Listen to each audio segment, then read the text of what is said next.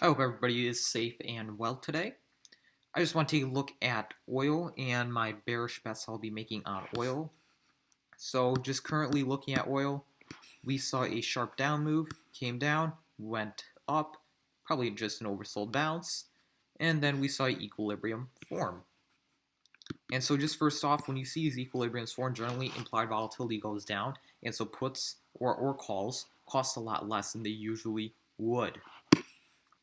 And so, right here, we haven't seen much price action because it's been trading sideways on the hourly. What I do want to look for is I think there's going to be a bear break. The fundamentals don't look good. The government, so Congress, doesn't seem to do anything related to fiscal stimulus with oil, and also the Fed. First, we had heard things that they'd be buying up oil, but now it turns out that they won't. So if they aren't going to buy up oil, coronavirus, from the way that things seem, the supply shock is making it so that they are not going to do so. And I personally am not a doctor. I wouldn't know what's going on with coronavirus. But with that said, what I do know is I can look at oil futures. And what I can see on oil futures is that they are in deep backwardation. So we can go out all the way to December 21, and we can see that they're $37, but we go all the way out over here, we see that they are only 22.60. And so there's deep contango that's already starting to happen.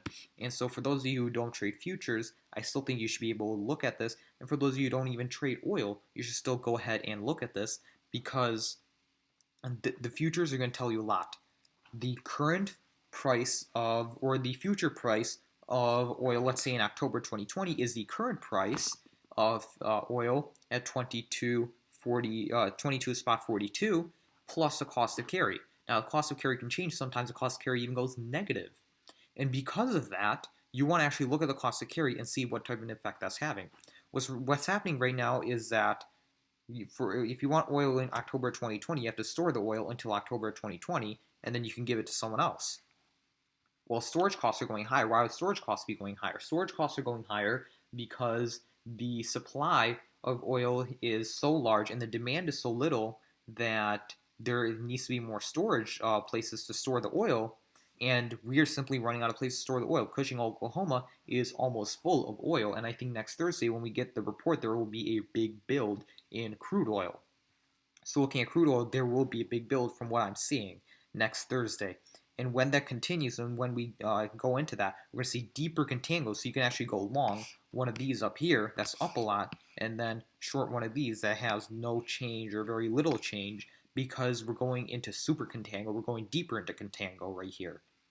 And right there, contango, again, even if you're not an oil trader, if you're not a futures trader still, look at the futures. They tell you a lot. I knew the market was going to start to fall when I saw oil go from backwardation to slight contango very quickly, from slight contango to deep contango, and that was showing that because the cost of carry, the cost to store all this oil until, say, if you want oil in October 2020, you have to store it until October 2020, the cost of carry right there started to go up, and the storage costs started to go up, and that's why I knew that there was a lower demand for that oil, and it just kept on going higher and higher and higher. And I think that we will go more to super contango where these futures all the way up here will keep on going up, but these are going to keep on going down, and we will continue to go into super contango because we are running out of places to store this oil.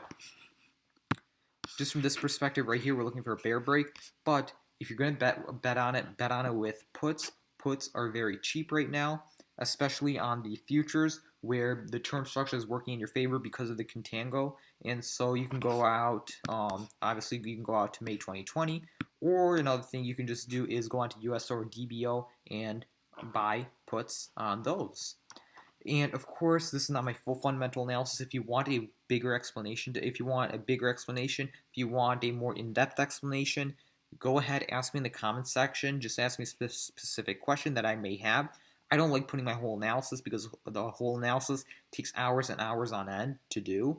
And so I don't like putting my whole analysis on YouTube because nobody tends to watch it and there's very bad retention if I put my whole analysis on YouTube because those take hours and hours on end. But if you have any questions as to why I got to a certain conclusion, go ahead and ask me in the comments section. Any comments, go ahead and ask me in the comments section, or, comment in the comments section. And if you have any constructive criticism, put it inside the comments section. Other than that, thank you for watching, everybody, and stay safe out there. Happy trading.